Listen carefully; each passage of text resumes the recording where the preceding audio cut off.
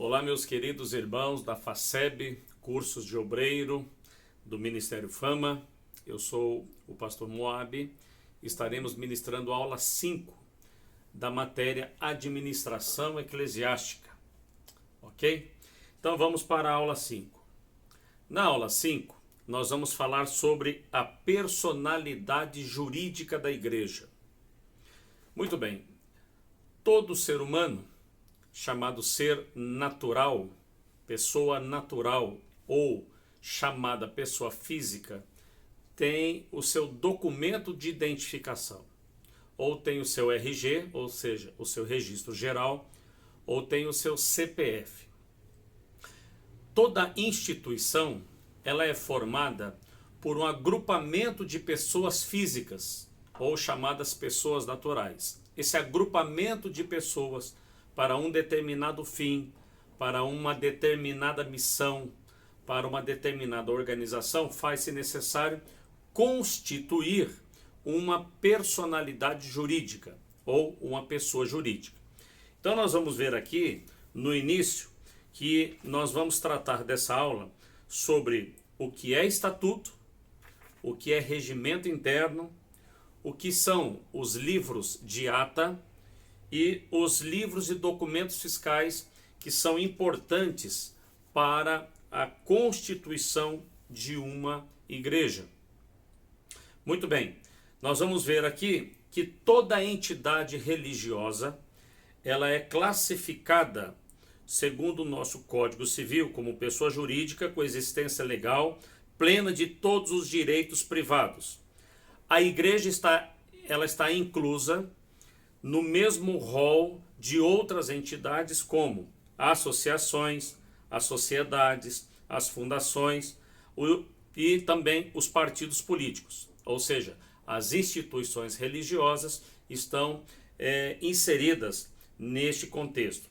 Pinto vai dizer, conforme na página 162 do livro de 2011, são livres a criação, a organização, a estrutura interna e o funcionamento das organizações religiosas, sendo vedado ao poder público negar-lhe conhecimento ou registro dos atos constitutivos necessários para a sua fundação.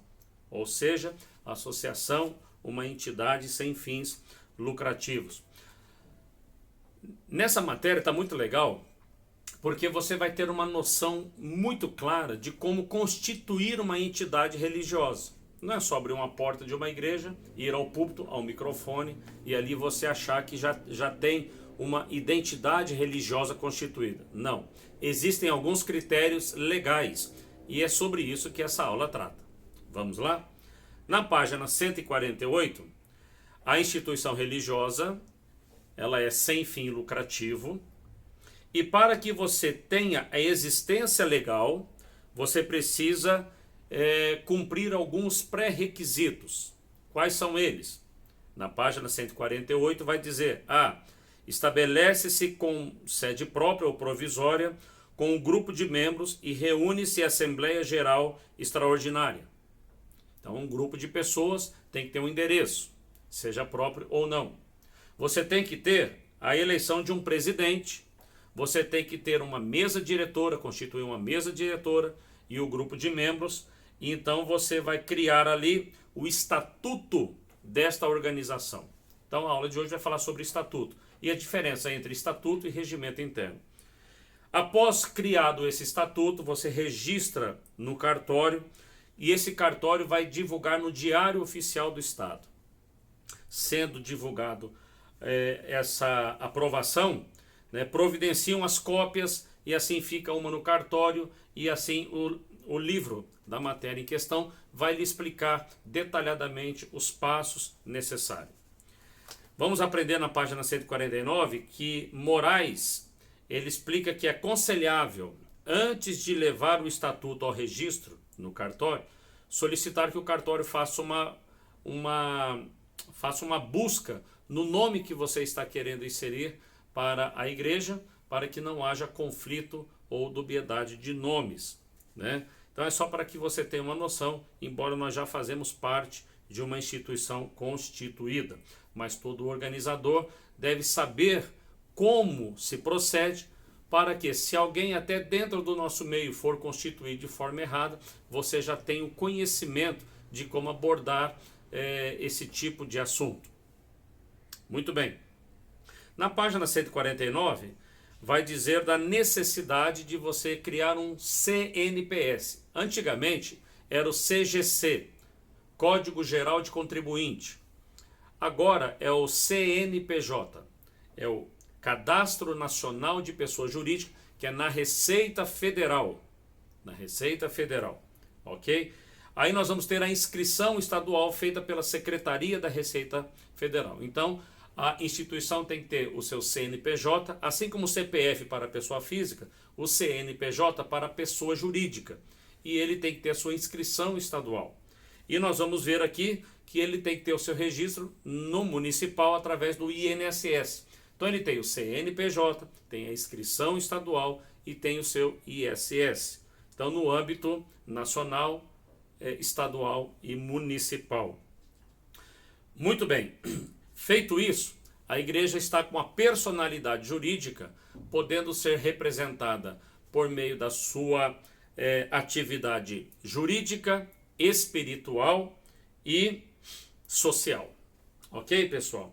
CNPJ, Cadastro Pessoal de Pessoa Jurídica, você vai ver aqui que ele está no artigo 45 do Código Civil Brasileiro, que regem, né? Na verdade são os códigos 45, é isso mesmo, 45, que vai falar que as entidades religiosas têm personalidades jurídicas e são obrigadas por lei a se inscreverem no CNPJ. Então não adianta ter uma igreja que não tenha uma personalidade jurídica, um CNPJ na Receita Federal, ok? E aí nós vamos vendo aqui que em 1999 que houve a mudança do CGC para o CNPJ. Ficou mais amplo e o CNPJ ele é administrado pela Secretaria da Receita Federal. E aí nós vamos ver que tem aí os sites e que vai dar todo o direcionamento, caso você queira ter maior aprofundamento em conhecer como institucionalizar um novo órgão religioso aqui nos sites da Receita, enfim, quais são os documentos. Aí aqui também na página 151 está muito legal, porque você deve ter vários cadastros. A personalidade jurídica tem que ter cadastro na Delegacia da Receita Federal, o DRF, na Delegacia das Receitas Federais do Brasil, na Delegacia Especial de Instituições Financeiras, o DENIM, na Delegacia Especial da Receita Federal do Brasil para maiores contribuintes, que é no Rio de Janeiro, a Inspetoria da Receita Federal no Brasil, enfim, são várias nomenclaturas aqui que às vezes podem confundir um pouco, mas é bom você ler o livro, ter uma noção e uma amplitude melhor para saber que não se deve constituir uma igreja ao bel prazer sem observância das leis instituídas pela Constituição Federal. Muito bem, então você cria o seu CNPJ e é necessário então você ter um estatuto, ok? Página 150 diz: o estatuto é um instrumento inscrito que corporifica, ou seja, dá corpo à igreja, todos os princípios pelas quais a igreja se governa ou regula-se os atos. O estatuto é um documento fundamental constitutivo do grupo, isto é um conjunto de normas que estabelece a estrutura da igreja. Então, como que é o corpo dessa igreja? Então vamos aqui. Aquela pessoa, o José ele é careca, ele é gordo, tem 120 quilos, tá aqui. O João é magro, fino, cabeludo e tal. Você tem uma noção. O estatuto é exatamente isso, é o corpo da igreja. Quem é essa igreja?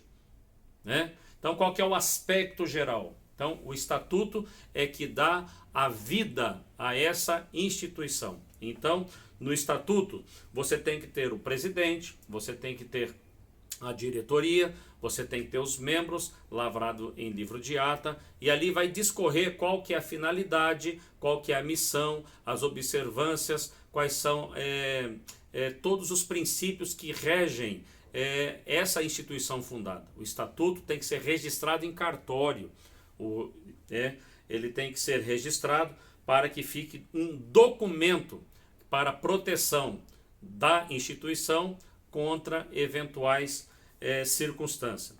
Kessler vai dizer que o estatuto bem elaborado é uma segurança para a igreja. Sem estatuto, a igreja corre para os desvios doutrinários e patrimoniais e fica sujeito a caprichos de lideranças mal informadas ou mal intencionadas, né?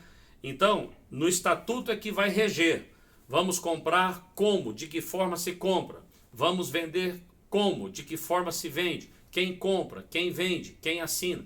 Todas as normativas, elas são estatutárias, registradas para proteção da segurança de todos os envolvidos neste corpo institucional. Ok? Está muito bem explicativo no livro, aqui eu estou dando apenas um panorama. Para elaborar o estatuto, a igreja é necessário que ela tenha que considerar alguns elementos. Isso está na página 152.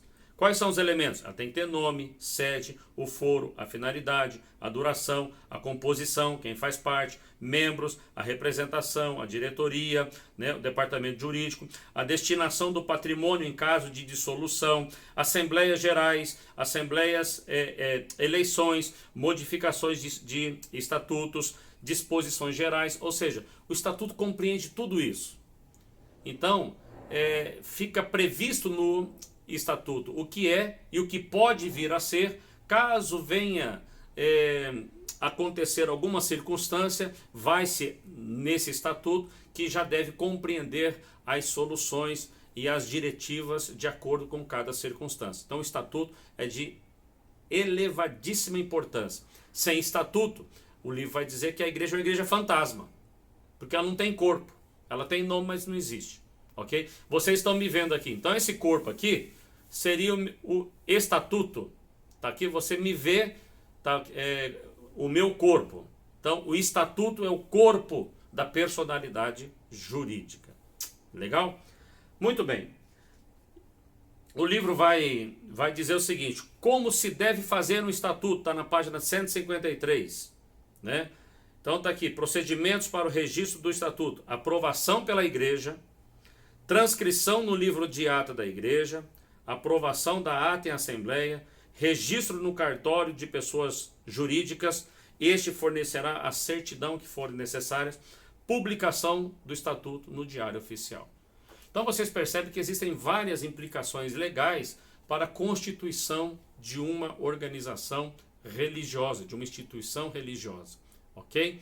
Cria-se o CNPJ, inscrição estadual, o seu ISS, cria então o seu estatuto, registra então essa personalidade jurídica e então ela tem as suas leis, tudo isso dentro da observância da Carta Magna, que é a Constituição Federal. Nenhum estatuto deve ferir os princípios das cláusulas pétrea da Constituição Federal. Legal? Não adianta querer colocar o que quiser dentro do seu estatuto, que não vai ser aceito, tá? E aí você vai entender aqui como fazer, como registrar, muito bem explicado. Na página 154, vai falar do regimento interno. Regimento interno, ok? O regimento interno parece, mas não é igual ao estatuto, ok? Então nós vamos ver o seguinte: regimento interno é muito confundido com o estatuto. A finalidade de cada um, contudo, faz a diferença. Enquanto o estatuto, conforme já foi visto, é um documento constitutivo, ok? O regimento interno, por sua vez, é o conjunto de normas adotadas. Conjunto de normas adotadas, ok? Então, são os detalhamentos da operação dos departamentos, como que deve ser, dia de ensaio, dias daquilo, é o dia a dia, é o varejo da operação da instituição. Não são todas as coisas que dá para colocar no estatuto, ok? Porque são muitas variáveis, são muitas variantes, são muitas situações, né, no decorrer de funções, grupos e subgrupos, que são necessários para a interação e a formação do corpo da igreja. Então cria-se um regimento interno para reger a ação de cada departamento, de cada função, de cada líder, de cada situação da igreja. Esse regimento interno, ele está abaixo, aqui está o estatuto. O regimento interno está abaixo do estatuto. Então tem que haver uma consonância, uma congruência entre esses dois documentos vitais. Então o regimento interno é que vai organizar o dia a dia operacional da igreja. Muito bem. Vamos entender aqui que cada regimento interno deve ser regido à luz do estatuto, ok? Sem ferir esse estatuto que já foi registrado.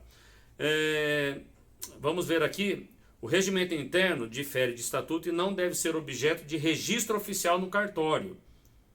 Portanto, aprovado apenas junto à igreja local. O estatuto tem que ser registrado no cartório. Regimento interno é o conjunto de normas que está coadunado com esse estatuto, com aprovação da Assembleia da igreja. Ok? Não é necessário ser registrado no cartório. Então são dois pilares importantes. Página 155 vai falar da livro de ata. Tudo que for feito em assembleias gerais, em eleições, em modificações, né, desde a Constituição e até a finalização, tem que ser registrado em livro de ata. Esse livro de registro de ata, ele é específico, não é feito de qualquer forma. Então vamos lá. A página 155 do nosso livro está muito bem explicado como que deve ser um livro de ata. Então vamos lá. Ele deve ser registrado no cartório de registro de pessoas jurídicas. B. Suas folhas devem ser numeradas e rubricadas, né? Elas geralmente já vêm numeradas. Se não for, você tem que numerá-las. C. Deve conter o termo de abertura e termo de encerramento. Igreja evangélica, tal, constituída no dia tal, na cidade tal, com a eleição do presidente tal, membro da diretoria tal, ok? Então tem todo o prefácio para dar então a legitimidade a esse livro, ok? Deve conter o termo de abertura, termo de encerramento, se for o caso, já tinha dito isso. O livro deve ter o tamanho de 22 por 33 centímetros, é um padrão, né? Sendo os textos manuscritos. Livro de ata é manuscrito, o que vale, ok? Pode até digitar ali na hora da reunião, mas quando for para o livro oficial, ele é manuscrito. Nos cultos faz somente rascunhos, como eu estava dizendo, depois transcreve para o livro. E tudo aquilo que foi escrito conforme as normas da ABNT, Associação Brasileira de Normas Técnicas. Não pode escrever de qualquer jeito, não pode fugir aos princípios basilares das normas descritas da Associação Brasileira de Letras. Então todo secretário que vai redigir um livro de ata tem que ter um conhecimento mínimo de normas de escrita para que o livro ato tenha um padrão, né, que já é descritivo em lei para a sua aprovação. Moraes afirma que a igreja é obrigada a possuir um livro de ata. Então se a pessoa abriu uma igreja, ela não fez estatuto, não tem livro de ata, ela não tem regimento interno, então ele é um fantasma, ele é uma porta aberta, mas não é uma instituição regularizada, ok? Então falamos sobre estatuto, falamos sobre regimento interno, agora falamos sobre o livro de atas, e agora finalizamos com documentos essenciais para a constituição de uma instituição religiosa. Os documentos essenciais para a igreja são livro caixa, ele deve ser sempre depois vistoriado periodicamente pelo Ministério da Fazenda, né? Deve possuir o livro caixa com abertura, encerramento, né? Depois registrado no cartório, deve iniciar a sua inscrição com balanço de abertura. Tá vendo? Muita gente não sabe disso. Mas a igreja tem que ter um livro caixa registrado em cartório para a veracidade da sua constituição financeira interna, né? Tem que ter um livro de empregados para o Ministério do Trabalho, né? Então esse livro ali ele é registrado no órgão competente, todas as pessoas que são registradas para o trabalho diário daquela igreja. Ela tem que ter 3, o livro de inspeção do trabalho, que está aqui escrito no livro, com maiores detalhes, livro de casamento religioso com efeito civil, né, que está aqui tudo descrito como que deve ser feito, né, e além disso tem que ter livro de batismo de membros e livro de apresentação de crianças. Essas são as normativas básicas e gerais para a constituição de uma instituição religiosa séria, legal, que preserva os princípios de leis e os princípios espirituais à luz da Bíblia. Fora isso, eu diria que essa personalidade jurídica é fantasma. Bons estudos a todos. Todo esse material está melhor descrito no livro e eu tenho certeza absoluta, estamos crescendo na graça e no conhecimento e tenho certeza, Deus há de nos abençoar grandemente. Deus te abençoe, bons estudos e até a próxima aula.